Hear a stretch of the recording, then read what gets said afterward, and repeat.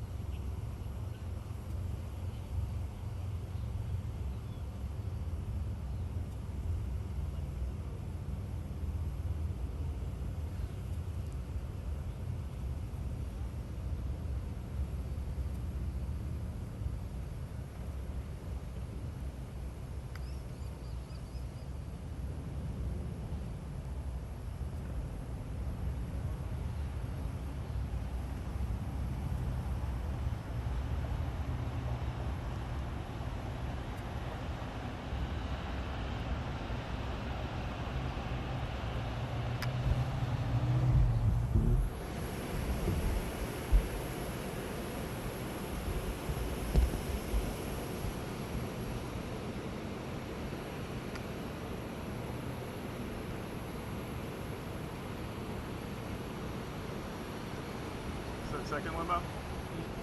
Yeah, second one. Okay. Hold on.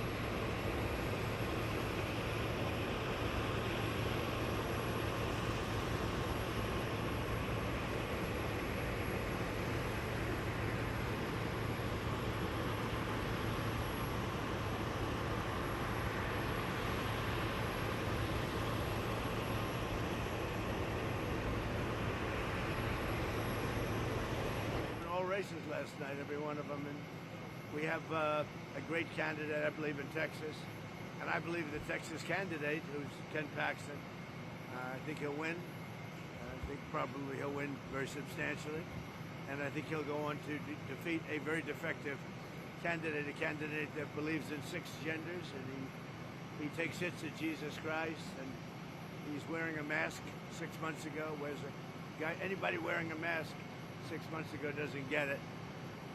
And he's a vegan. He's a vegan in Texas. And you can't get elected as a vegan in Texas. Did you talk to Senate leadership on the Republican side about endorsing against an incumbent? I did.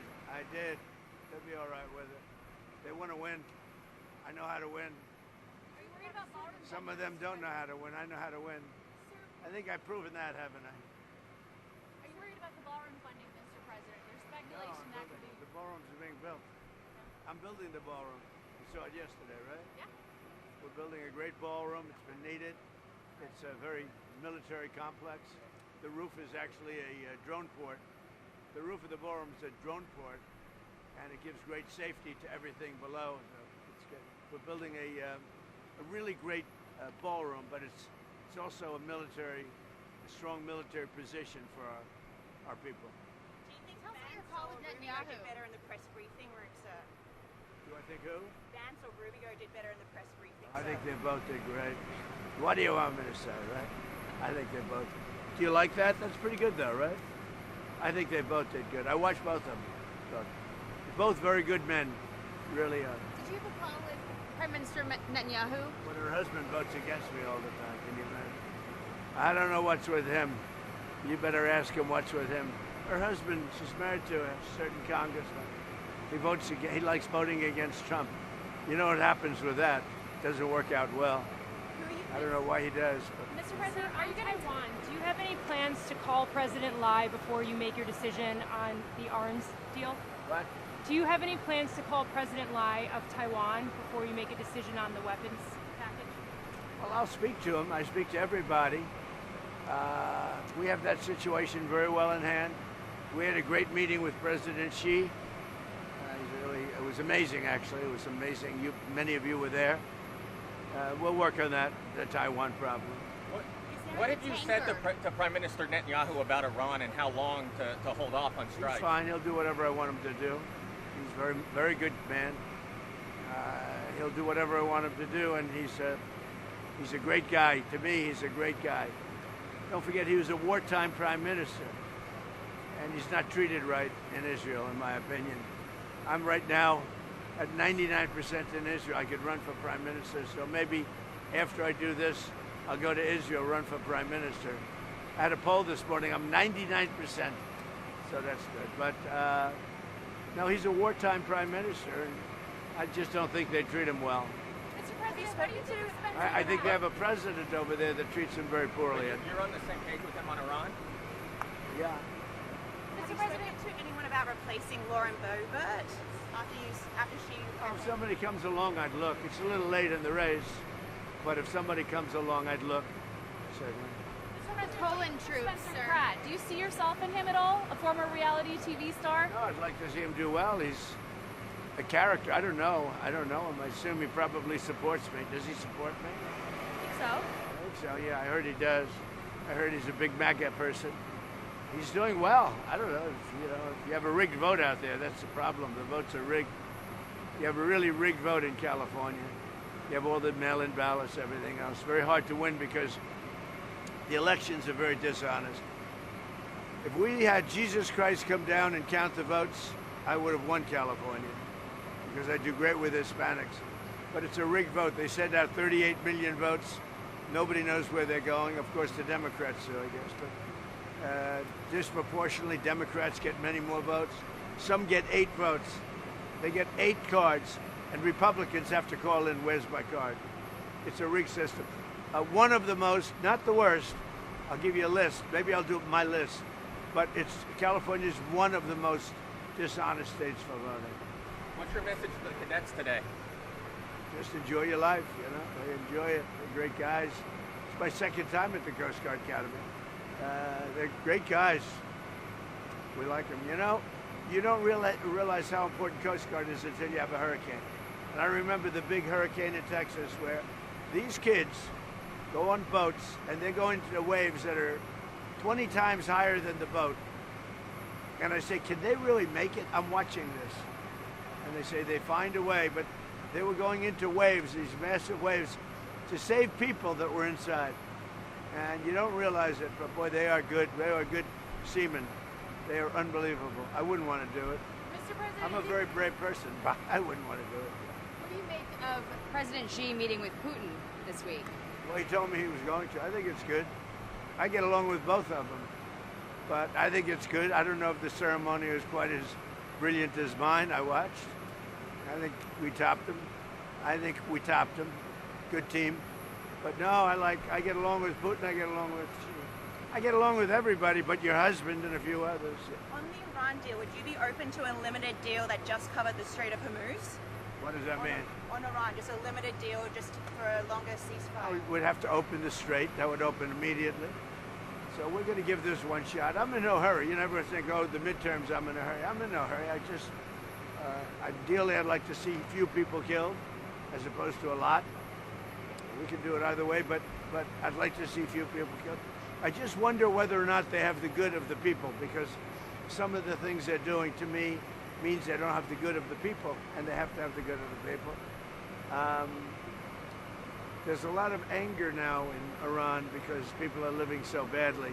There's a lot of foment that we haven't seen before so much, and we'll see what happens. Has it taken longer than you expected it would to make a deal with Iran? Well, let's put it this way. You were in Vietnam 19 years, right? You You were in Afghanistan and these other places 10 years.